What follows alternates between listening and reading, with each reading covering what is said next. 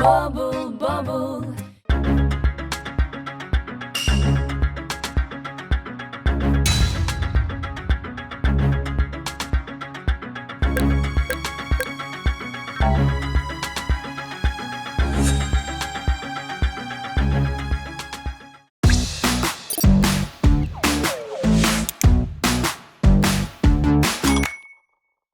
안녕하세요. 데이터를 만지고 다루는 안혜민 기자입니다. 폭풍 같은 3분기 실적 발표가 지나고 AI 기업들을 필두로 타오르는 장은 연일 상승세를 이어가고 있습니다. 급등하는 주가에 환호하는 사람들도 많지만 일각에서는 우려의 목소리도 나오고 있습니다. 신고가를 하루가 멀다 하고 찍는 상황을 보면서 이게 적정 금액이 맞냐는 생각도 들고 거품이 상당히 많이 꼈다는 의견도 월가를 중심으로 속속 들리고 있죠. 오늘 오그랩에서는 이 AI 버블 이야기를 해보려고 합니다. 현재 상황에 AI 버블이 맞다는 입장과 그렇지 않다고 주장하는 사람들은 어떤 이유로 이런 주장을 하고 있는지 5가지 그래프를 통해 정리해봤습니다.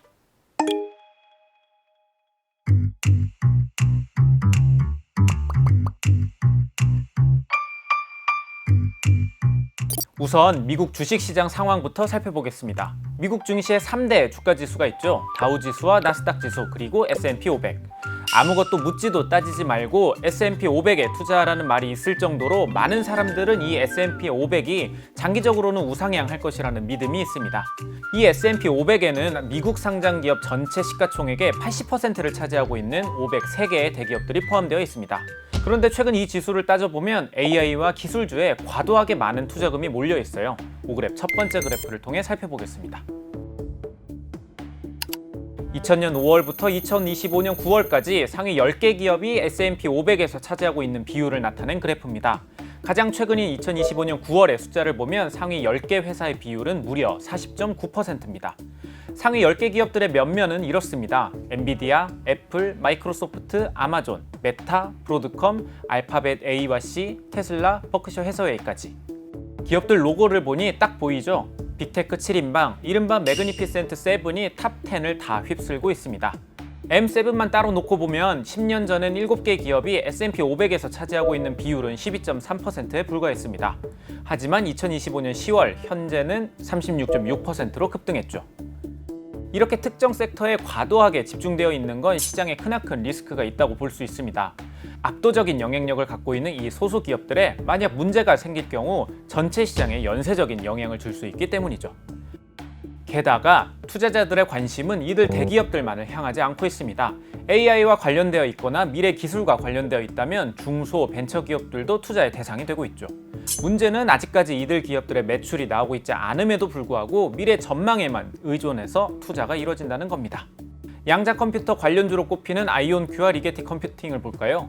두 기업들의 매출 대비 주가 비율은 너무나 극단적입니다.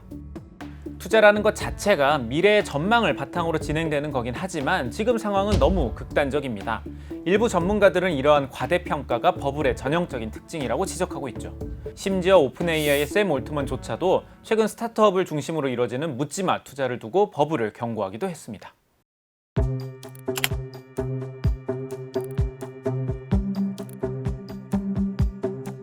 돈이 몰리는 빅테크 기업들은 많은 돈을 AI 인프라에 투자하고 있습니다.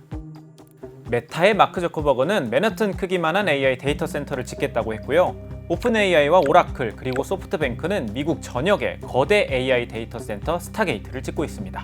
미래에 늘어날 데이터 센터 수요를 충당하기 위해 대규모 설비를 미리미리부터 준비하겠다는 건데 일각에서는 이 인프라 투자가 위험할 수 있다고 지적합니다. 만약 이렇게 대규모로 데이터 센터를 늘려놨는데 미래에 그 수요가 늘어난 양에 못 미친다면요. 과거 닷컴 버블 시절에 딱 비슷한 사례가 있었습니다. 바로 광케이블 투자였죠. 1990년대 말 기하급수적으로 늘어날 네트워크 용량을 감당하기 위해 많은 기업들이 엄청나게 많은 광케이블을 설치했습니다. 당시에 어떤 전망까지 나왔냐면 통신 전송 데이터량이 향후 25년간 매년 3배씩 늘어날 거라는 보도가 있기도 했었죠. 일단 많은 광케이블을 생산해서 여기저기에 묻어두고 필요한 회사들이 폭발적으로 늘어나면 임대하려고 했는데 현실은 그러지 못했습니다. 1990년대 설치된 광케이블 가운데 최대 95%는 사용되지 않았고 그냥 땅에 묻혀있죠. 이른바 다크파이버라고 불리는 녀석들입니다. 당시 세계 최대 광케이블 생산업체였던 코닝의 주가는 2000년에 $100를 찍기도 했지만 거품이 꺼지고 난 뒤엔 $1로 폭락했습니다. 참고로 코닝은 지금 AI 붐에 힘입어 데이터 센터 내 광 케이블 수요가 늘어나자 다시금 상승세를 타고 있습니다. 전문가들은 현재 기하급수로 늘어나는 AI 인프라를 감당하려면 근미래에 상당한 수익과 수요가 필요하다고 지적합니다. 미국의 컨설팅 업체 베인&컴퍼니에서는 현재 늘어나는 데이터 센터 규모라면 2030년에는 AI 영역에서 2조 달러의 수익이 필요할 것이라고 전망하기도 했죠. 하지만 문제는 우리는 이만큼의 수익이 AI 영역에서 언제쯤 날 것인지 정확히 예측하기 어렵다는 겁니다. 그래서 일부 전문가들은 위험성을 지적하고 있는 거고요.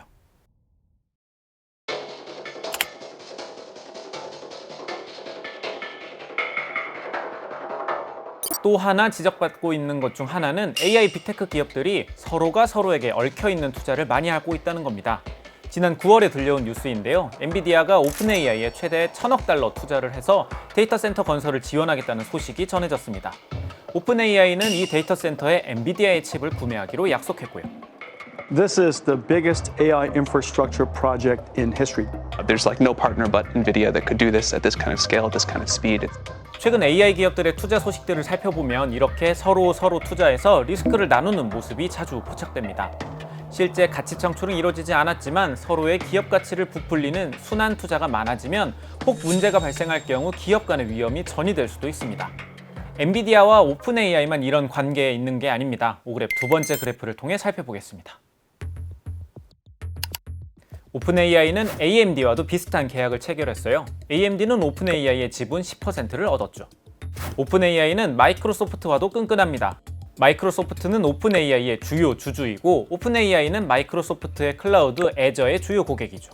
또 마이크로소프트는 AI 클라우드 기업인 코어위브의 최대 고객인데 이 코어위브는 엔비디아가 지분 5%를 갖고 있습니다. 그 외에도 다양한 AI 기업들이 이렇게나 복잡하게 엮여 있죠.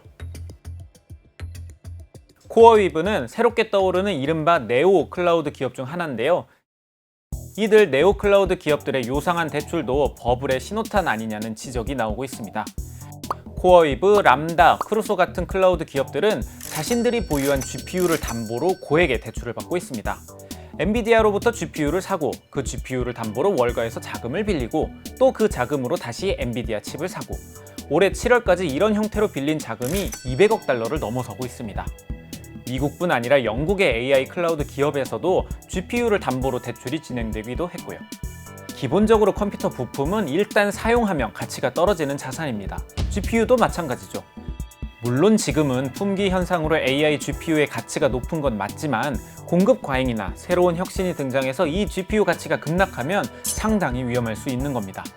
공교롭게도 닷컴 버블 시절에도 서버를 담보로 대출이 이루어진 바가 있어서 평행이론 마냥 비슷하게 흘러가고 있죠.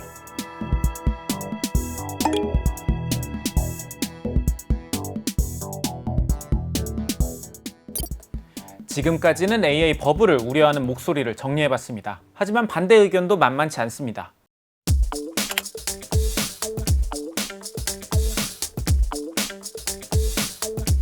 AI 버블이 아니라고 주장하는 전문가들은 지금 상황이 과거 닷컴 버블 시점과는 근본적으로 다르다고 이야기합니다.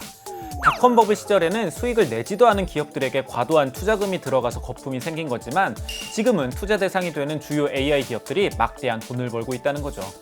당장 이번 3분기 실적 발표만 보더라도 상승세를 이끄는 건 부실 기업들이 아니라 성과가 대단한 빅테크 기업들이라는 겁니다. 한번 그래프를 통해 살펴보겠습니다. 5그래프 세 번째 그래프입니다. 월가 비관론자들이 때마다 소환하는 회사가 있습니다. 바로 미국의 네트워크 장비 회사 시스코죠. 닷컴 버블 당시 시스코의 주가는 이렇게 천정부지로 올랐습니다. 하지만 실제 수익을 그래프로 그리면 이렇게 그려지죠. 주가와 실제 이익과는 완전히 괴리가 되어 있는 상황입니다. 하지만 엔비디아의 상황은 어떨까요? 엔비디아의 최근 주가는 이렇게 흘러갔고 수익 그래프는 이렇게 그려집니다. 엔비디아 주가는 수익과 함께 움직이고 있습니다. AI 수요가 늘어나는 만큼 GPU를 판매하고 그만큼 실적이 뒷받침되고 있다는 겁니다. 그래서 젠슨 왕은 지금이 AI 버블이라고 생각하지 않습니다. I don't believe we're in an AI bubble. And the reason for that is we're going through a natural transition from an old computing model based on general purpose computing to accelerated computing. 엔비디아뿐 아니라 AI 빅테크들은 AI 영역에서 실질적인 수익 창출을 하고 있습니다. 구글은 AI 클라우드 사업의 성장으로 사상 최초로 분기 매출액 1,000억 달러를 돌파했고요. 마이크로소프트의 애저 클라우드, 아마존의 AWS의 성장도 비슷합니다. 클라우드 영역뿐 아니라 광고 파트에서도 빅테크들은 AI를 적용해 견고한 실적을 냈죠. 상황이 달라진 근본적 이유에는 2000년대와 지금 2025년의 기술과 환경의 변화도 있습니다. 2000년대 당시 인터넷 기술의 잠재력은 엄청나게 컸지만 관련 인프라와 이용자층이 충분하게 갖춰지지 않았어요. 수익화 모델도 시장 초기 단계다 보니 불완전했죠.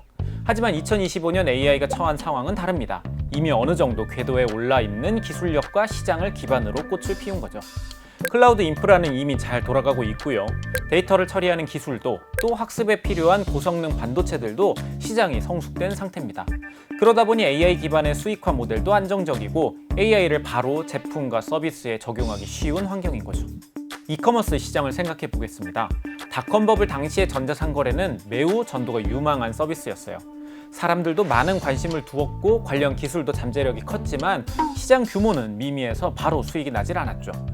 하지만 지금은요, AI가 적용된 이커머스는 바로 매출 증대로 이어질 수 있습니다. 25년 전과 비교해서 기술의 실체도 더 뚜렷하고 기술을 수용할 수 있는 속도도 비교할 수 없이 빠르다 보니 이런 차이가 생겼다는 겁니다.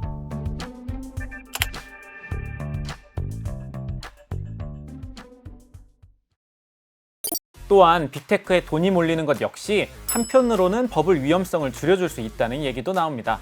지금 상승장을 주도하는 M7은 수십 년간 사업을 영위해온 빅테크들입니다. AI 붐이 없었을 때에도 이들은 지속적으로 돈을 벌어온 건강한 기업들이라는 거죠. 하지만 닷컴 버블 때는 대부분의 투자금이 들어간 기업들이 아직 검증이 채 되지 않은 비즈니스 모델을 갖고 시장에 뛰어든 신생 스타트업들이었습니다. 오그랩 네 번째 그래프를 통해 살펴보겠습니다. 1996년 한 해에만 무려 677개의 기업이 새롭게 상장할 정도로 당시 신생기업의 바람은 대단했습니다. 버블이 터지기 직전인 1999년에는 476개, 2000년에는 380개의 기업이 IPO를 했죠. 1999년 상장한 476개 기업 중 테크 기업은 모두 370개, 전체의 78%를 차지할 정도로 압도적이었습니다. 문제는 이때 당시 상장한 기업들의 재정 상태가 좋지 않았다는 겁니다. 476개 기업 가운데 주당 순이익이 적자인 상태로 상장한 기업은 전체의 76%나 됐거든요. 2000년에는 그 비율이 81%까지 치솟을 정도로 재정 상태가 메롱인 기업들이 많았습니다. 당시 투자자들은 일단 상장한 IT 벤처 기업이라면 투자 가치가 있다고 판단을 했습니다. 왜냐하면 실제로 이들 기업들이 상장 첫날 기록한 수익률을 보면 상당했거든요. 넣으면 높은 수익률이 보장되니까 기업의 재정 상태는 크게 고려되지 않은 채 투자하는 사람들이 많았던 겁니다. 하지만 이후 닷컴 사이트들이 제대로 된 이익을 내지 못하게 되면서 결국 많은 기업들이 파산을 하고 말았죠.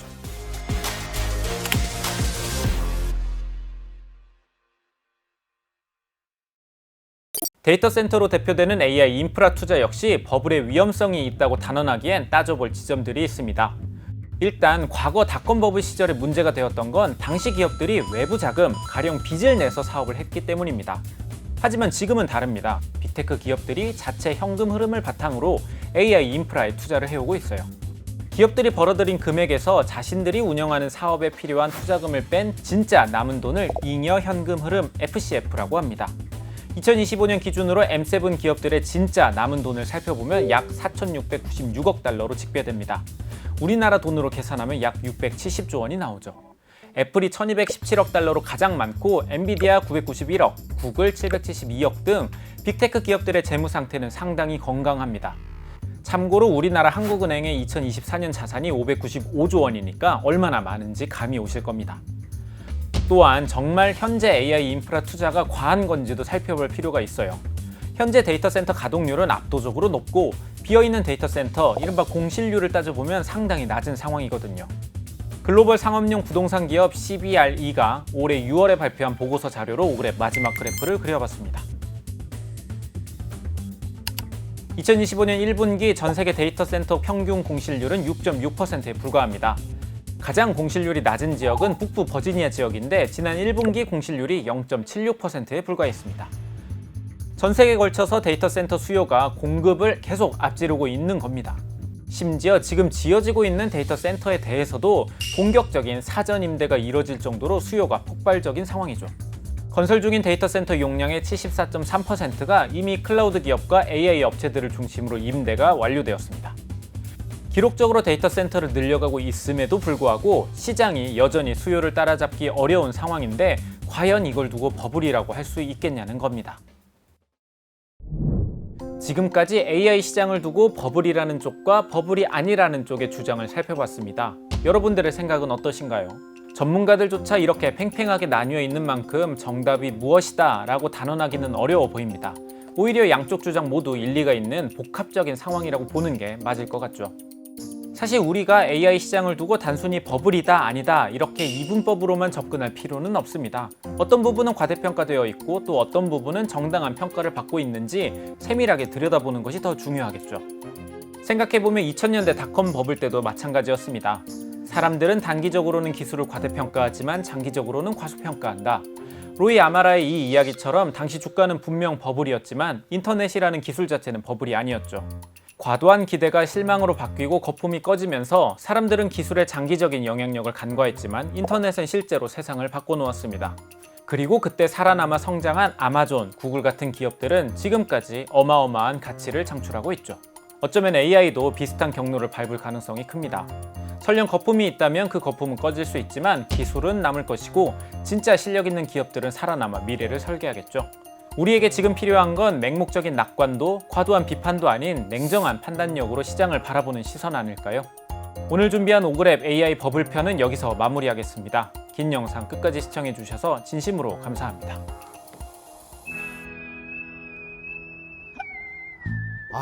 이게 진짜 세상이 어떻게 되려고 이러냐 이거.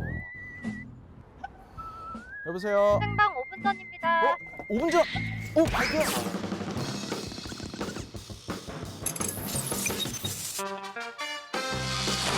얼음 아래선 물이 흐르고 있기 때문에 광복 70주년 굉장히 뿌듯합니다. 아침 6시가 조금 넘었습니다. 전에 알려졌던 성추문 입막음 의혹을 귀에 빡빡히는 이슈 맛집 귀에 빡빡빡빡 송원입니다. 귀에 빡빡히는 이슈 사냥 뉴스헌터스에서 찾아뵙겠습니다.